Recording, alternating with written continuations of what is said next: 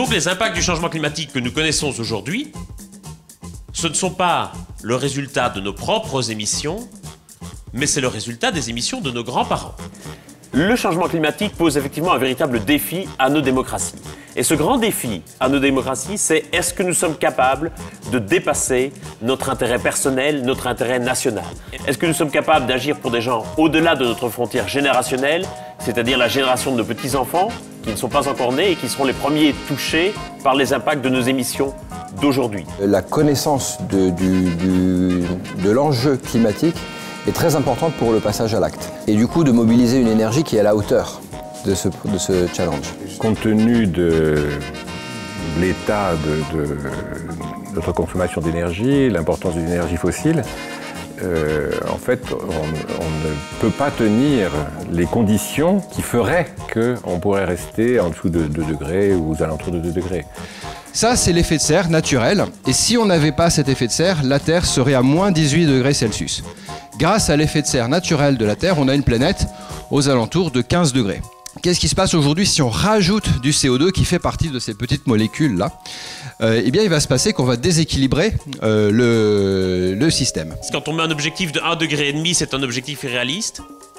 C'est vrai, on n'arrivera pas à faire 1,5 degré. Mais au moins, on a un texte universel qui dit « Le fait que nous n'y arrivions pas constitue une faute morale ».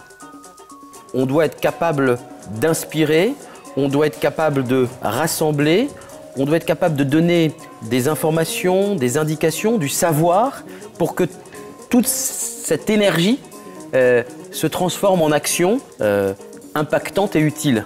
En matière de climat, il faut absolument décloisonner, c'est-à-dire qu'on doit chacun évoluer, ça c'est à titre individuel, changer de fournisseur d'électricité par exemple ou aller dans une banque qui ne finance pas des projets à charbon. Mais on doit aussi être exigeant auprès du personnel politique. Et si le personnel politique n'est pas bon, ben on le remplace. Et je pense qu'il y a beaucoup de gens qui mettent en œuvre ces alternatives qui pourraient devenir ce personnel politique. Même si on devient tous véganes, on n'aura pas sauvé la planète. La responsabilité, elle se prend au niveau des États, au niveau national et international. En revanche, nous, on peut montrer à nos responsables que c'est quelque chose qu'on a envie de voir. C'est une source de croissance potentielle. Si on fixe des règles, c'est une source de croissance fabuleuse.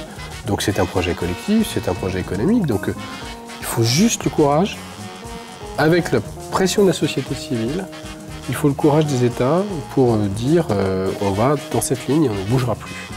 Aujourd'hui, quand vous achetez 100 de pétrole, vous en avez 90 qui est importé. Demain, si vous achetez 100 d'électricité, qu'elle soit nucléaire ou que vous achetez 100 d'hydrogène, vous avez 90% qui est de local.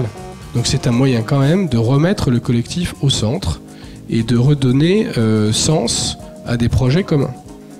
Alors moi, je me suis intéressée à l'économie symbiotique parce que c'est pour moi un modèle qui donne de l'espoir, qui permet de nous dire on a quand même la possibilité de s'en sortir avec tous les enjeux, des gros défis qu'on a aujourd'hui, si on arrive à sortir des silos et à penser de façon un peu plus transversale, plus systémique. L'important, C'est de toucher tout le monde, chacun, des profils extrêmement différents. Et pour cela, je pense qu'il faut faire travailler, il faut faire se rencontrer des personnes qui viennent d'horizons très différents. Et c'est aussi par cette pluridisciplinarité que naîtront un nouveau récit et des nouvelles solutions.